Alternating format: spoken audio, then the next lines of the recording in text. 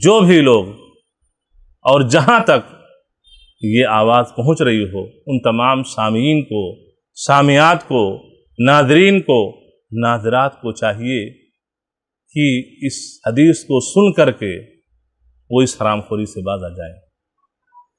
یہ آواز ہماری ویڈیو کی شکل میں ریکارڈ ہو رہی ہے، ظاہر سی بات ہے اس کو سننے والی ہماری بہنیں بھی ہوں گی، اس کو سننے والی خواتین بھی ہوں گی۔ میں ان بہنوں تک بھی آواز پہنچانا چاہتا ہوں کہ ان بہنوں کو چاہیے کہ اپنے شوہروں سے یہ کہہ دیں کہ ہمیں لگژری زندگی گوارا نہیں ہے۔ اگر بہنوں کے حساب پر بہنوں کو میراث سے محروم کر کے اور تم لگژری زندگی گزار رہے ہو تو مجھے یہ گوارا نہیں ہے۔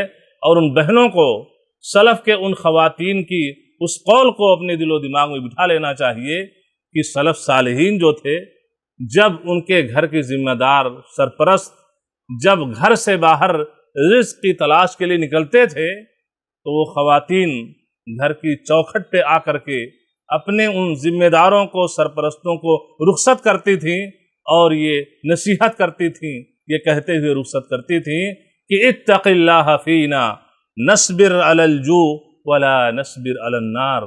اللہ سے ہم لوگوں کے بارے میں ڈرنا، جا رہے ہو اور اس کی تلاش کے لیے اللہ سے ڈرنا۔ کیا وصیت ہوتی تھی، کیا مطلب ہوتا تھا کہ حرام رزق لے کے مت آنا، حلال رزق لانا۔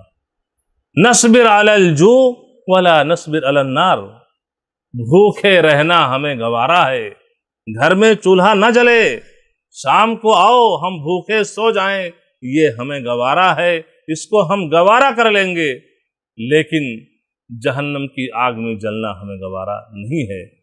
تو ہماری بہنوں کو اپنے شوہروں کی نیند حرام کر دینی چاہیے کہ شوہروں کی جو بہن ہیں وہ اس خاتون کی کیا لگی، کیا رشتہ ہوتا ہے، نند کا۔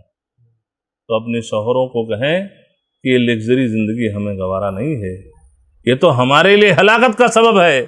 یہ حرام پیسہ لاؤ گے، حرام مال مار کر کے بیٹھے ہوئے ہو، اس میں تو نہ تمہاری دعا قبول ہوگی نہ ہماری دعا قبول ہوگی۔ اور ہم میں سے کون انسان ہے جو اللہ تعالیٰ کی رحمتوں کا محتاج نہ ہو؟ ہم سب محتاج ہیں، کسی نہ کسی طریقے سے ہر آدمی مسئلے مسائل میں الجھا ہوا ہے۔ تو اس سے بڑی بدنصیبی کیا ہوگی کہ ہم ہاتھ اٹھائیں اور ہماری دعائیں قبول نہ ہوں۔ تو ایسا ہے کہ شوہر نامدار جو حصہ سسر جو مال چھوڑ کے گئے ہیں، پہلے ہماری جو نند ہے، آپ کی جو بہن ہے، ان کو دے دو، سوکھا روکھا ہم کپڑا پہن لیں گے، سوکھا روکھا کھانا کھا لیں گے، لگژری زندگی گزارنا ہمارے لیے گوارا نہیں ہے۔ یہ ہماری بہنوں کو یہ میسج اپنے شوہروں تک پہنچانا چاہیے اور شوہروں کے ناک میں دم کر دینا چاہیے تاکہ دعائیں قبول ہوں۔